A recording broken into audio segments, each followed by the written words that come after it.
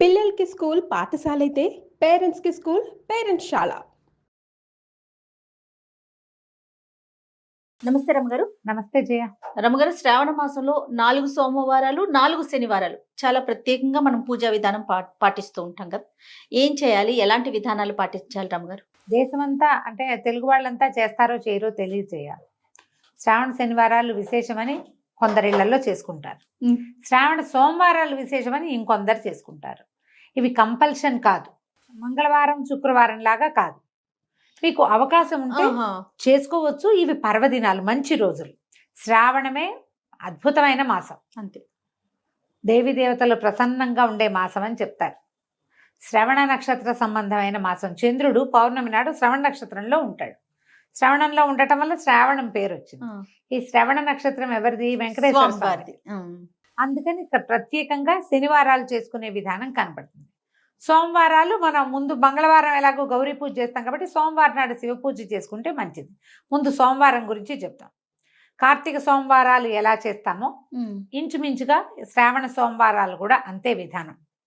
పగలు ఉపవాసం చేయటం, ఒక పొద్దు ఉండటం, చుక్కలు కనిపించాక శివారాధన చేసుకోవటం.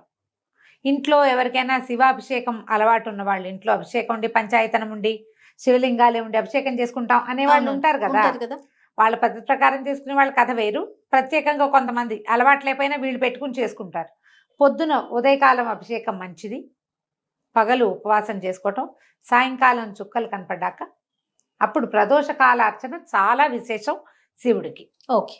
ఈ ప్రదోషకాలంలో సాయంకాలం వెళ్ళి శివాలయానికి వెళ్ళి శివుడిని దర్శనం చేసుకుని శివాలయంలో ఒక దీపం వెలిగించి వచ్చి ఇంటికి వచ్చి భోజనం చేయొచ్చు. ఒక పొద్దు నియమం. ఓకే, అంతే, ఇదే పద్ధతి. ఈ శివారాధన ఇంట్లోనే శివారాధన చేసుకుంటాం. ఒక పొద్దు ఉండలేము అలాంటి వాళ్ళు, ప్రెగ్నెంట్ లేడీసు, చంటి పిల్లల తల్లులు, పెద్దవాళ్ళు, డయాబెటీస్ ఉన్నవాళ్ళు, మీరు ఆరాధన అయినా చేసుకోండి. శివారాధనకి ఈ రోజు మంచిది. ఓకే. అభిషేకం చేయించుకోవటం, దేవాలయానికి వెళ్ళి అభిషేకం చేయించుకురావటం, ఒక దేవాలయ దర్శనం చేయటం, ఇంట్లో అభిషేకం అవకాశం ఉంటే చేసుకోవటం, అంత మాత్రం చేసినా చాలు. ఓకే. మీరు బాగా సాంగంగా చేయదలుచుకుంటే నేను చెప్పినట్టుగా పగలు ఉపవాసము, సాయంకాలం భోజనము చేసుకోవచ్చు. ప్రదోషకాల శివార్చన చాలా విశేషమైంది. ఏ శివాలయానికైనా వెళ్ళి అర్చనకు డబ్బులు కట్టి అర్చన చేయించుకోండి. లింగాభిషేకం చేస్తే, అభిషేకం లేదు సాయంకాలం అర్చనే చేస్తారు, దర్శనం చేసి రండి, అదైనా మంచిదే. మీకు అవకాశం ఉన్న వాళ్ళు ఇలా చేసుకోవచ్చు. అక్కడి నుంచి శ్రావణ శనివారం. ఈ శనివారం విశేషం ఏంటంటే శుక్రవారం అమ్మవారిని అర్చిస్తాం, శనివారం అయ్యవారిని అర్చిస్తాం. శ్రావణ శనివారాలు మా వైపు అంతా కూడా చలిమిడి దీపారాధన చేస్తారు. ఈ చలిమిడి అంటే పిండి దీపారాధన అంటారు కదా.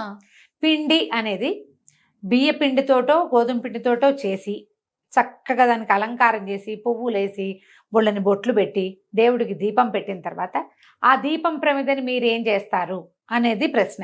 మనం ఇంత పసుపులు బొట్లు పెట్టి పువ్వులు పెట్టి అలంకరించింది పుచ్చుకోం కదా, దాన్ని నిర్మాల్యంలోకి పడేస్తారు. నేను ఒక ప్రత్యేక విధానం చెప్తా. నిర్మాల్యంగా పంపించద్దు చలిమిడిని. నిర్మాల్యం కాదు, దేవతారాధనకి దీపారాధనగాను నైవేద్యంగాను ఉపయోగపడే వస్తువుతోటి చేస్తాం మనం ఇది. అదేంటి చేయటం? బెల్లం, బియ్యపిండిలో కుదిరితే కాసిన పాలు చుక్కపోసి అంత నెయ్యి వేసి మీరు దంచితే చక్కగా చలిమిడి తయారవుతుంది. ఇవి మనం పాకం చలిమిడి చేయక్కర్లా, పచ్చి చలిమిడే చేసుకోవాలి. అది గట్టిగా చేసుకోవాలి. పచ్చి చలిమిడి చేసుకుని దాన్ని ఒకవేళ మీరు 5 దీపాలు పెట్టదలుచుకుంటే 5 ప్రమిదలు చేసుకోండి. 5 ప్రమిదలు చేయండి. కాదు ఒకటే ప్రమిద చేస్తానంటే మొత్తం చలిమిడిని ఒక్క ప్రమిదగానే చేసుకోండి. అందులో ఆవు నెయ్యి పోసి చక్కగా శుభ్రంగా చేయండి. ఎలా పడితే అలాగా, ఏ పళ్ళెంలో పడితే ఆ పళ్ళెంలో పెట్టకండి. మీరు దేవతార్చనకి ఉపయోగించే పాత్రలోనే చేసుకోండి. అప్పుడు ఏం చేస్తాము? ఈ ఒక పళ్ళెంలో ఒకటే అయితే ఒక పళ్ళెంలో పెట్టుకోవటం. 5 అనుకోండి, కాస్త పెద్ద పళ్ళెంలో 5ని పేర్చండి. 5 నియమం కాదు, మేమైతే ఒకటే చేస్తాం. ఓకే, మీ ఇష్టం. అది మీకు అలంకారంగా చేసి దేవుడికి చూపించటం కాదు ఇది. ఈ బియ్యపిండి ఏమిటి? బియ్యము ఆహారం మనకి, అవునా? ఆహారంతో పాటుగా మనం ఇంకా ఏం వాడతాం? పాయసంలోకి వాటిలోకి బెల్లం వాడతాం, నెయ్యి, పంచామృతాల్లో ఒకటి. ఈ 3 మహత్తరమైన పదార్థాలని కలిపి మనం చలిమిడి చేస్తున్నాం. దాన్ని బయటికి పంపకూడదు, లోపలికి పంపించాలి. తప్పకుండా అది ప్రసాదంగా స్వీకరించాలి. ఇది నియమం. మనం దీపారాధన చేసేసి దీపం కొండెక్కాక పువ్వులతో పాటు దాన్ని కూడా తప్పు చేయకూడదు ఆ పని. అందుకని పువ్వులు గివ్వులు పెట్టబోకండి. బొట్టులు అలాంటివి కూడా పువ్వులు బొట్లు అలంకరణలు మీరు ఒట్టి బియ్య పిండితో చేసుకుంటాం. అందులో మేము బెల్లం వేయం, నెయ్యి వేయం, ఊరికే పిండి దీపారాధన అలంకారం చేసి చూపిస్తామంటే మీ ఇష్టం. కానీ అది పద్ధతి అయితే కాదు. మీరైతే ఒక దీపం పెడతారా? ఒక దీపం పెడతాం. 5 దీపాలు కూడా పెట్టుకుంటారు మా ఇళ్లలో, కొంతమంది పెడతారు అట్లా. మొత్తం ఇంత చలిమిడి చేస్తే అంత చలిమిడి ఏకంగా ఒకటే ప్రమిద, దాంట్లో ఆవు నెయ్యి పోసి ఒక ఒత్తిని వెలిగించండి. ఒత్తిని చక్కగా తడిపి బాగా నలిపి ఏక ఒత్తి వేస్తే సరిపోతుంది. 2 జ్యోతులు అలా ఏం వేయక్కర్లేదు, ఒకటే వేయచ్చు. మీ ఇంట్లో ఒకవేళ 2 జ్యోతులు ఉండాలని పెద్దవాళ్ళు నియమం కనుక పెడితే 2 జ్యోతులు వేయండి, మీ ఇష్టం, మీ ఇంట్లో అలవాటుని బట్టి. ఒకటి వేస్తే సరిపోతుంది. అఖండం లాంటిది అనమాట ఇది. పెట్టి వెలిగిస్తాం. వెంకటేశ్వర సుప్రభాతం దగ్గర మొదలుపెట్టి సుప్రభాతము, ప్రపత్తి, స్తోత్రము 3 చదువుకోండి. ఈ దీపం మీద మనం ఇంకా పళ్ళు పాయసం ఏమైనా చేస్తే అవి 4 పెట్టి దీపం వెలిగే దాని మీద పడకుండా కొంచెం యువతలుగా నీళ్లు చల్లి దీపాన్ని కూడా నివేదనగా సమర్పించండి. విడిగా ముందు ఒక దీపారాధన చేసుకుంటాం మనం. అవును. ఒక దీపం పెట్టుకున్నాక ఈ క్రియ చేస్తాం. దీపంతో సహా నివేదన చేసి స్వామివారికి చూపించి దీపం కొండెక్కిన తర్వాత అప్పుడు ఆ దీపం పెట్టిన చలిమిడిని నైవేద్యంగా మనం ప్రసాదంగా స్వీకరించాలి. ఒత్తి బాగా కాలుతుంది. ఆ కాలిన మాడిన చోట కొంచెమే మాడుతుంది, ఎక్కువ మాడదు, కొద్దిగా మాడుతుంది. మీరు ఒత్తి జాగ్రత్తగా పెట్టాలి. చక్కగా ఒత్తి తీసేసేయండి. అసలు శ్రావణ మంగళవారం నోళ్ళైతే ఒత్తి కూడా మింగేయాలని చెప్తారు, ఒత్తి పారేయకూడదని. అందుకని సన్నటి చక్కగా మంచి పత్తితోటి చేస్తారు వాటికి. శ్రావణ మంగళవారం ఒత్తులు పారేయకూడదు. దీన్ని ఏం చేస్తారు, తులసమ్మలో పెట్టేయండి. మిగిలిన చలిమిడిని అందరికీ ప్రసాదంగా ఇచ్చేసేయండి దీపం పెట్టిన దాన్ని. శ్రావణ శనివారాలు వెంకటేశ్వర స్వామి తర్వాత ఇది నైవేద్యం అయిన తర్వాత మంగళాశాసనం చదువుకుంటాం కదా. అవును. మంగళహారతి ఇచ్చి మంగళాశాసనం మొత్తం చదువుకుని దండం పెట్టుకోండి. శ్రావణ సోమవారాలు, శ్రావణ శనివారాలు కూడా కామ్యాలు అంటే కోరిన కోరికలు తీర్చే రోజులు ఇవి. ధర్మబద్ధమైన ఏ కోరిక మీరు కోరినా ఆ కోరిక తప్పకుండా నెరవేరుతుంది. ఓకే. మన అవకాశాన్ని బట్టి, అవసరాన్ని బట్టి, అలవాటుని బట్టి చేసుకోండి. ఒకవేళ ఇందులో మీరు భయపడడానికి కాంప్లికేటెడ్గా ఏదైనా చేసుకోవడానికి ఏమీ లేదు. కాంప్లికేటెడ్గా చేసుకోవద్దు దీన్ని. ఓకే. ఉపవాసం ఉంటారా రమ్మగారు? ఇప్పుడు అదే సోమవారం ఏమో పగలు ఉపవాసం, రాత్రి భోజనం చేస్తామా.